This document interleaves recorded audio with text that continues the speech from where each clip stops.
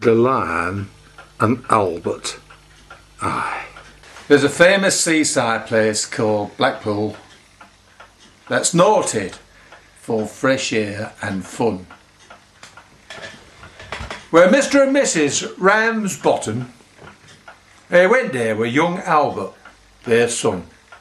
A grand little chap was young Albert, all dressed in his best, quite a swell. He had a stick with an horse's head handle, the finest that Woolworths could sell. They didn't think much to the ocean. The waves were fiddling and small. There were no wrecks and nobody drowned. In fact, nothing to laugh at all.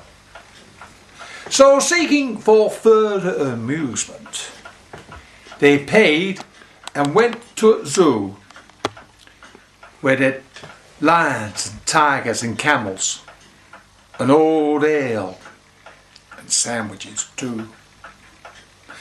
There were one great big lion called Wallace. His nose was all covered in scars, and he lay there in somnolent posture with the side of his face on bars. Now Albert heard about lions and how they were supposed to be ferocious and wild, and to see lion lying there all peaceful like, well, it just didn't seem right to the child. So straight away the brave young fella, not showing a morsel of fear, took his stick with the horse's head handle and poked it in Wallace's ear. Well, you could see the lion didn't like it, and giving a kind of a roll, he pulled little lad into the cage with him and swallowed him all. Then Pa, who'd seen the occurrence and didn't know what to do next, said, "Mother, yon lion's just eaten our Albert." And Mother said, "I am vexed." So Mr. and Mrs. Ramsbottom, quite rightly, when all said and done, complained to the animal keeper, and the lion had eaten their son. The keeper was quite nice about it, and he said, "What a nasty mishap. Are you sure it's your lad he's eaten?" "Aye," said Pa, "there's his cap."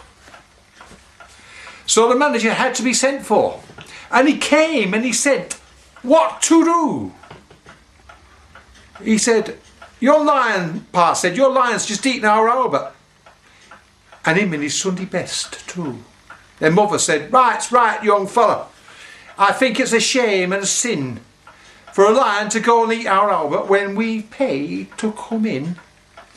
The manager wanted no trouble and took out his purse right away. He said, "How much to settle the matter?" Pa said, "Well, what do you usually pay?" But Mother had turned a bit awkward when her mother thought where our Albert had gone. She said, "No, someone's got to be summoned." So this was decided upon. Round they went to the police station in front of the magistrate chap. They told him what had happened to Albert and proved it by showing his cap. The magistrate, he gave his opinion that no one was really to blame. He said he hoped the Ramsbottoms would have plenty more sons to their name. At this, Mother got proper blazing. "And thank you kindly, sir," said she. "What, to waste all our lives raising children to feed bloody lions? Not me.